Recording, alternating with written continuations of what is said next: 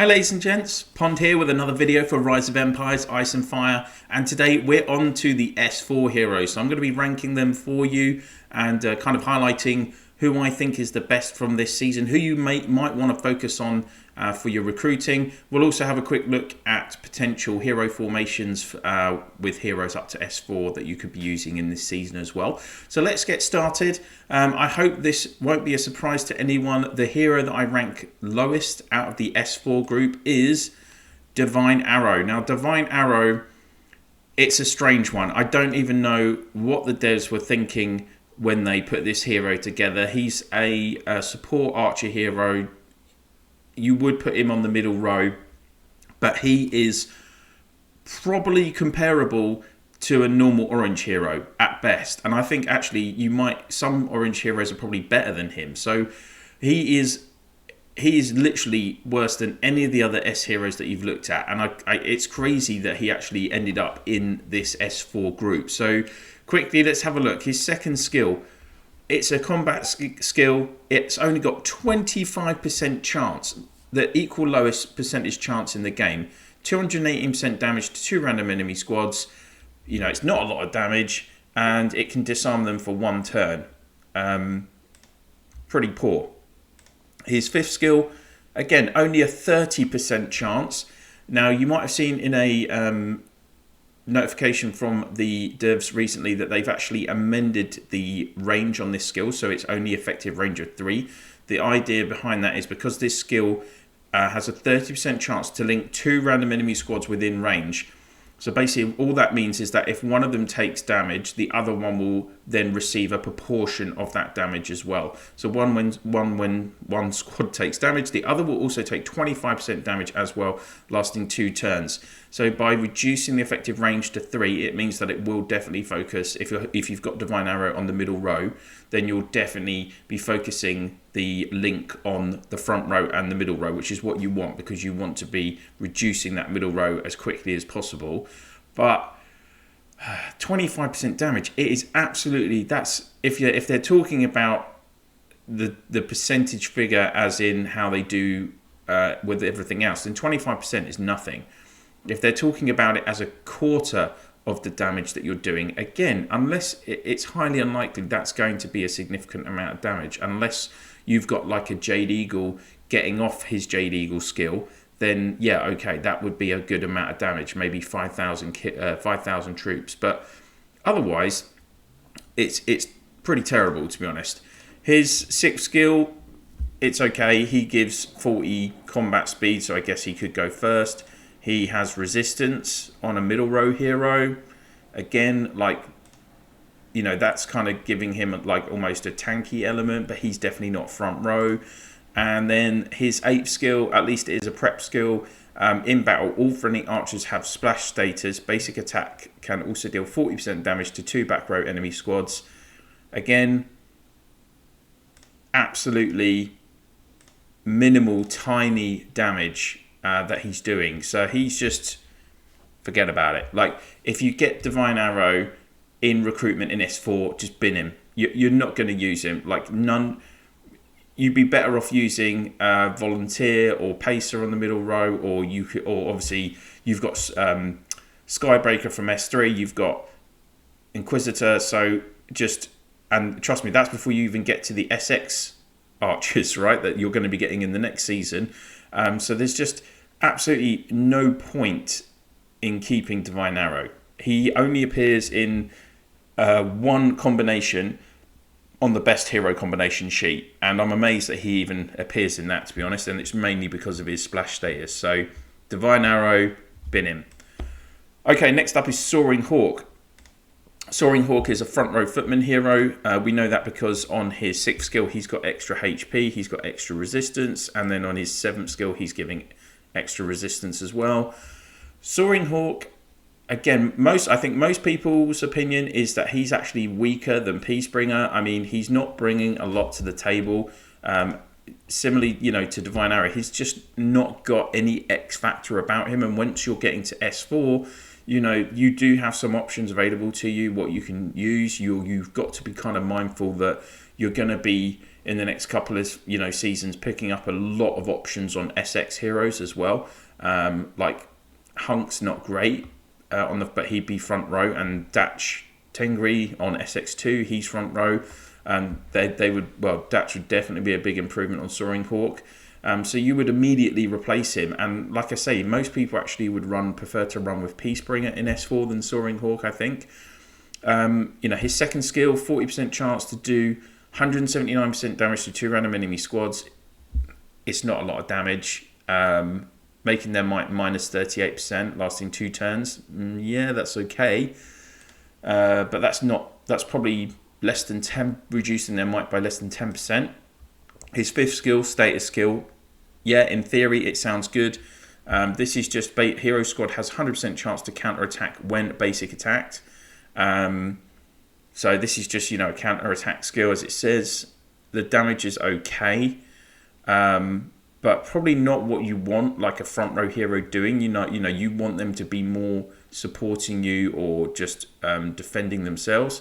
And then his 8th skill, first 2 turns, all friendly squads take minus 30% damage, which is a good start. But then after that, after turn 3, hero squad recover 30% units when dealing damage. Well, if the squad is CC'd, it's not great. I think the whole point of this is obviously that in skill 5, you've got that counter attack skill, so in theory you should be dealing a lot of damage. But 30% is not. It's nothing to shout home about.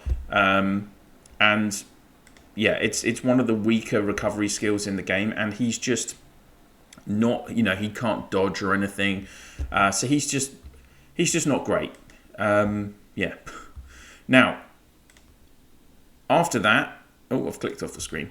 After that, we have 3 heroes that I've kind of clubbed together because these 3 are all, I would say, really good heroes. If at S4 for sure, they are going to improve your existing legions. If you're a big spender, you're looking to go out, then the next 4 heroes you do want to accumulate for S4. That is an absolute given. And even actually, you might want to accumulate Soaring Hawk. It just depends. Like if you've got Peacebringer, you probably want to just keep Peacebringer. But let's have a look at the first of these 3. So I've kind of kept them at the same level. So first off, it's Desert Storm. He's the back row footman hero at S4. He is a step up on what Jade gives you. His second skill gives guaranteed damage, and it accumulates through the battle in terms of you will cause cursed, burning, and poison status on the enemy. So in the battle, you're going to see reductions in the health each turn. 3 times on each row, and that is this skill. Well, after turn 5, you'll see the 3 reductions. So this gives you, it's not huge figures, but it's giving you some guaranteed damage. It's prep skill, so it can't be silenced or suppressed. And his 5th skill, on the beginning of turn 5, 2 random friendly squads will recover units each turn, 84% recovery rate. So again, it's a prep skill, it's guaranteed. Turn 5, so that's the second half of the battle, 84% recovery rate. It's pretty good recovery, and the fact that it's guaranteed. If you're pairing Desert Storm with Bleeding Steed, who's also got almost guaranteed healing, you're pairing him with like Skander once you get to Eden with SX heroes, then those 3 are going to do a lot of healing. It's going to be really difficult to basically kill off these legions when you've got so much guaranteed healing. His 6th skill is ironically HP boost, and 7th skill is resistance. So randomly, he does actually have the kind of attributes that you could put for a front row hero, ironically, but you don't want to. You would want Desert Storm on the back. And then you've got this 8th skill, which is a combat skill, so it can be silence suppressed, but it's a 100% chance to deal 243% damage to an enemy squad within range. And Desert Storm is one of the... He for a long time in the game, he's going to be the only hero that has this ability, the interrupting challenging skills. And what that means is you'll see heroes have combat skills that require prep, and this basically, if this skill gets off every turn, so if Desert Storm is up against heroes that have prep skills, then he's going to cancel those out. So, thinking of like heroes that he could come up in against in S3, S4, for instance. Think about Roku in your cavalry, that cavalry combo. His 8th skill needs 1 turn prep. If Desert Storm is cancelling that out nearly every time, unless Warlord is activating it immediately, then that is going to stop Roku getting off his silencing skill. Massive disadvantage to that Legion. If he's up against Jade Eagle's skills, there's a lot of prep required for them. Again, so Desert Storm can completely nullify Jade Eagle. So he has a lot of benefits to his abilities, purely even just from that channeling. So he's got a lot of good rounded attributes.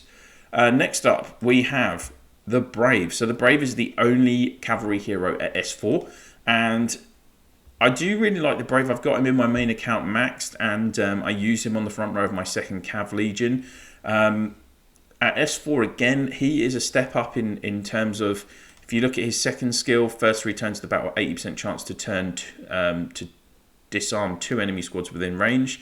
So he does have a lot of CC in his abilities, crowd control abilities, so that's there's a good chance for him to give you that buffer at the start of the battle because he's stopping the opponent attacking you.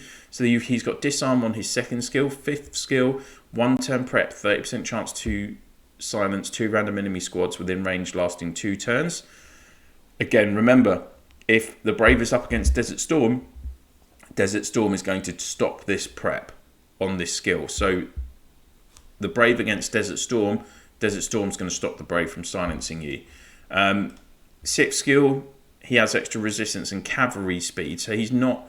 And then his 7th skill is might. So in terms of the front row and actually, having tankiness, being able to take a lot of damage, he doesn't really have that ability. What his skills are all about are stopping the opponent doing any damage in the first place. So if we look at his 8th skill as well, it's really nice. Tundra Soul, it's prep skill, so it activates all the time in battle, and it's effective to all of the enemy squads.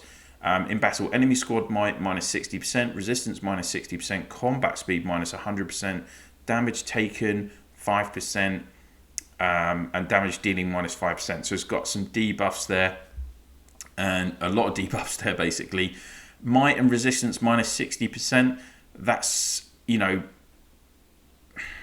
it's okay. Like, I guess when you're in S4, that is actually pretty significant. You're probably looking at that being about 20% of your total might and resistance in your Legion at that point. As you get more developed through the game and you're in like Reign of Chaos, and people have got Reign of Chaos combat skills activated, their fortresses maxed, you're coming up against 600% might and resistance, so this has less of an impact. Combat speed minus 100, helping to kind of counter those Cav heroes that do have high combat speed. So hopefully you can get a first hit. I mean, against obviously archers and footmen, cavalry are going to have the quicker combat speed anyway. So this is going to be effective some of the time. The damage part's 5%. It's minimal. It's okay. The good thing about the Brave is he has had an adjustment to his skill ranges. So this Tundra Soul always used to be effective range 3, but now it's effective range 4. So you can put the Brave on the middle row, which actually probably might be more suited to him. When you get into SX, you're going to have loads of heroes, Windwalker, the Lawman, Army Breaker, who would all be a cut above the Brave on the front row, particularly Lawman. Lawman is elite, so you wouldn't be running it's unlikely you're going to be running the Brave in your class Legion once you get into Eden. But like I say, he's got a nice combination for stopping the enemy. And like he is in how many times? Yeah, he's in like 3 of the best hero combinations, same as Soaring Hawk, ironically. So it kind of shows he's a little bit restricted in that mind.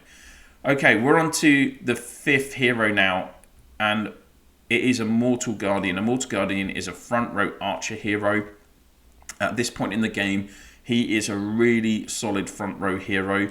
2nd skill actually just is a status skill, so great start, guaranteed ability, and it just basically he is really tanky. This is reducing the damage his squad takes 30% the whole time. So, you know, it is really tough.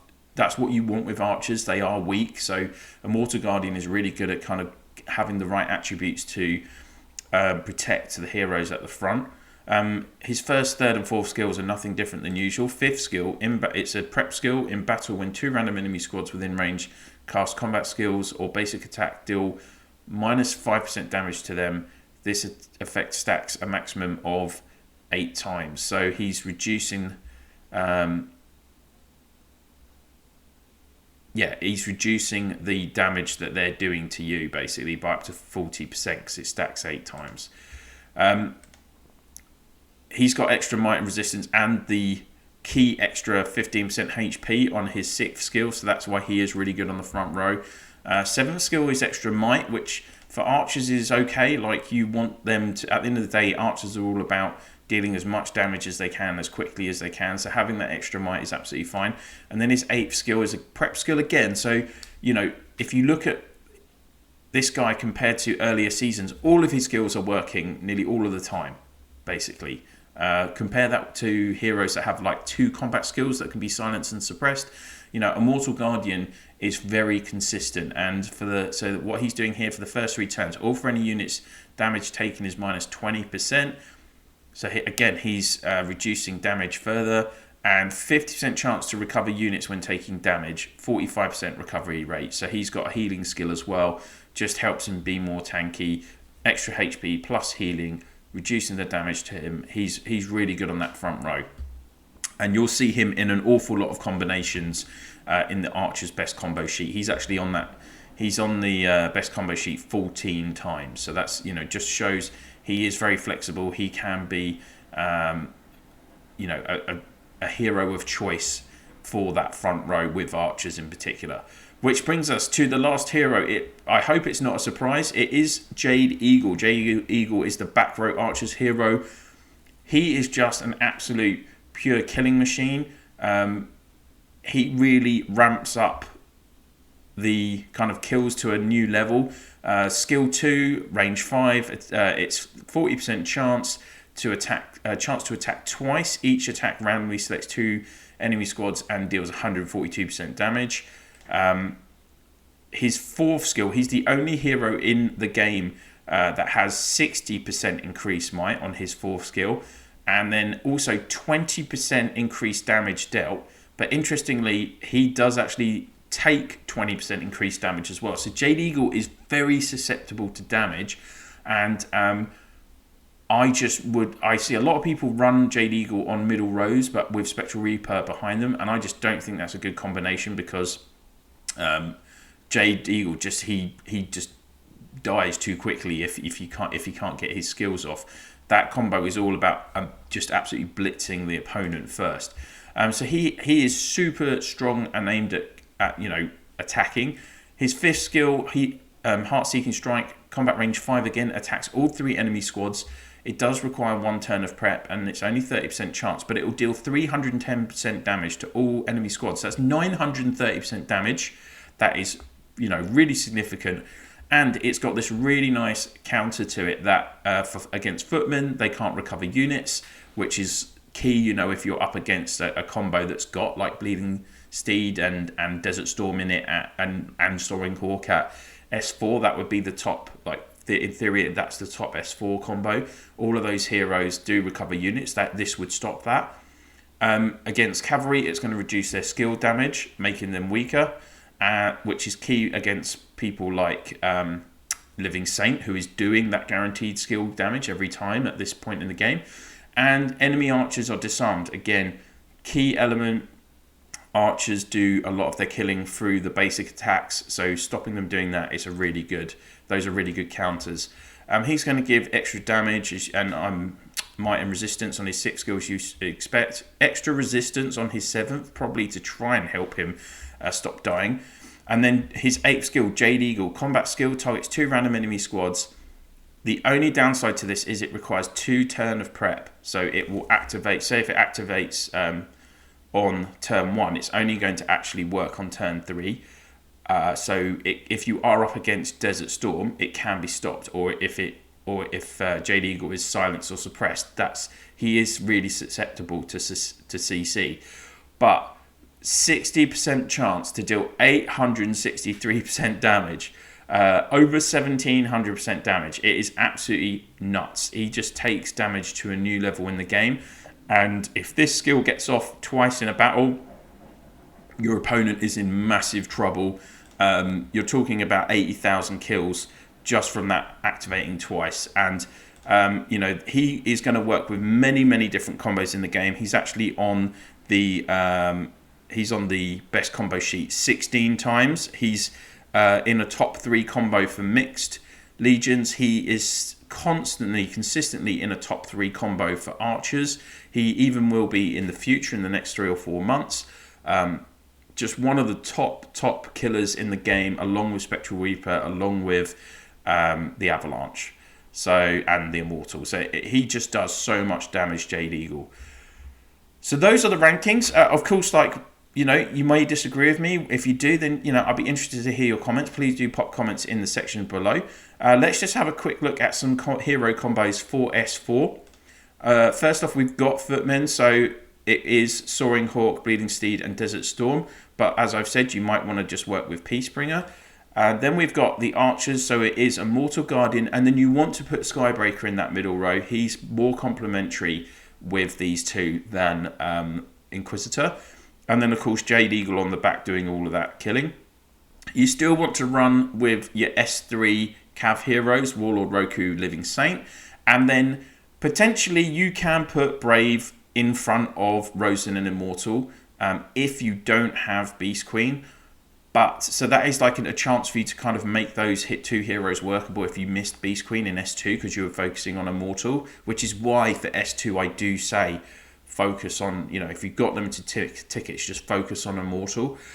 But at S4, in our experience right now with the way the game is working, Beast Queen, Rosen, Immortal is still the top combo, guys. Unbelievable. So there we go. That is S4 ranked. I hope you've enjoyed the video. If you have, please do give it a like. And as I say, I'd be really interested to hear your comments about what we've covered in the video. And if you could please, of course, share my channel in your Alliance chat, Province chat, and through Line, WhatsApp, Viber, Discord, whatever you use to communicate with your fellow players in the game. That would be absolutely brilliant. If this is one of the first videos that you've been watching on my channel and you've really enjoyed it, why not click that subscribe and ring the bell so you can get notifications of whenever I'm dropping videos on the channel. And that's it for now. Thank you so much for watching, and I'll see you soon.